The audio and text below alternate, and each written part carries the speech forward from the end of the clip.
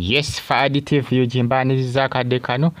mwasibye mutya muri mutya mwena abaji following. Mbatumudeka abali Canada, Saudi Arabia, abali mu ggwanga erya Oman nembebaza nembagamba nti bambi muri bakabinyo okubanga muji following. Negamba nti comment section weeryawo bakapuntira mu comment section tosigalenga on following Suzan Makula byo ebyomwana byo birabikanga ebyaganye Pastor Bugingo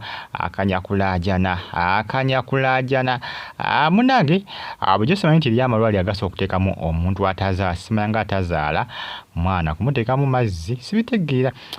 emanye lyenkola ze bakola mu lusi ne bajja amazzi g'omusajja ne bagateeka mu mukazi omulala. Nze ndaba Pastor Bugingo bw'aba ayagala omwana solution gy'asigaza gy'ayinza okukola ebyaddala ebintu byabeeranga mbazungu era abazungu babitandikawo naye kati ne mu Africa babikozesa naye si nnyonnyo okujja amazzi g'omusajja ne bagakuba omukazi omulala omukazi omulala neyetikka omwana kati bwamuzaala n'amuwa Pastor Bugingo. Pastor Bugingo ndaba ye solution gy'asigazza. Ekyamazima abantu bwe nga mwali muwulidde ku nkola eyo ndowooza nammwe era muba mugitegeera kuba kati omwana avuze ekizibu kiri kwani kizibu kiri ku Makula kiri ku Bugingo kubanga bonna bazaalako dda omwana. Abamu bagamba nti maziga ga Teddy ge gakola ki ge gali mu kubanga galuga amaziga ga Teddy galuluma bakuyita kululuma nti ge gatusiza Pastor Bugingo ku buzibu buno kw'ossa ne Suzan Makula mukyala we okubanga nti Teddy yakulukusa amaziga jjukira mukyala wa Pastor Kanja yalabula Pastor Bugingo ndoza mujjukira mwena mnasobola okwirabira mukyalo oyo yalabula Pastor Bugingo ng'amugamba ku by'okukola ki kugamba ku by'okukaabya Teddy Bugingo. Pastor Bugingo yamulangira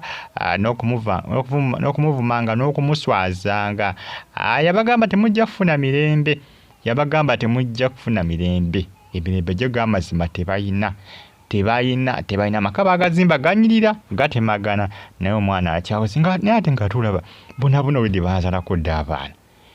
ng'olwedde baazalako dda abaana omukazi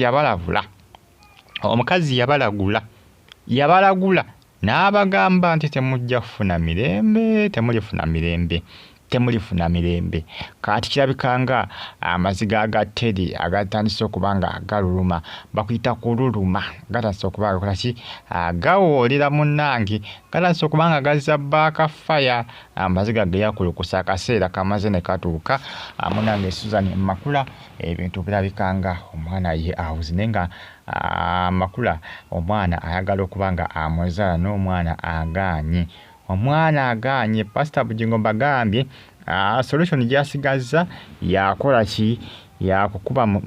kutwala amazzi ge gakuba mukazi mulala yabasula omwana kati bw'anaaba muzadde omwana alyoka amubawe nejjukira munnange tekiba kirungi kiba kitegeeza nti omwami wo munnange abanga afunisiza kumbi oli olubuto kubanga amazzi ge baba gakubye oli kiba kitegeeza nti gwe omwami gwakulesa awo n'agenda n'oli kikyali kinyiza rape. So no rape bali bagamba nti engeri gye bakolamu nti omwana we wampiso rape nga kimunyiza era yalabula bakasuku n'abagamba nja kubasibya mwesonyiwa omwana wange. Abakazi tebaagala kintu ekyo tebakyagala kubeera omwana g'amazima. Musajja banga yafunye omukyalo mulala gwaba alinganga akuleseewo n'agenda n'oli nankubadde yasitigala amazzi nga ge bamukubye ag'omusajja ne munnange kiba kibaluma rape yatabuka yanyiga. Kati nze ndaba solution Pastor Bugingo gy'asigaza ne Suzan Makula kuba baagala omwana mpozi nga tebamwagala bayinza okubandoza tebamwagala oba oliawo naye ate Pastor Bugingo alaga omwana amwagala kubanga esaazi alemedde ku mwana Teddy Bugingo gw'alina. Teddy kiraga tanaba kugaanako Pastor Bugingo genda kukyalira mwana we tanamugaana kwabula Teddy kyatayinza kulandoza kwe kwesitula ogende wa Pastor Bugingo oba ogenda kukananira nti Pastor Bugingo alabika ate ye kyakola ki ye nga ye kyayagala naye ate kijja kukola ki tekijja kusoboka. Omwana wa Pastor Bugingo poziko nga banaakozesa mpiso naye kitali ekyo bajja kubeerawo myaka ku myaka kati giweeredde ddala emyaka gye bamaze. Suzan Makula bw'osanga omukazi aba alina abaana babiri eryaddala balina abaana babiri naye wayi eryabatazaala nnyo kubanga olaba Suzan Makula akyalina omutabani omu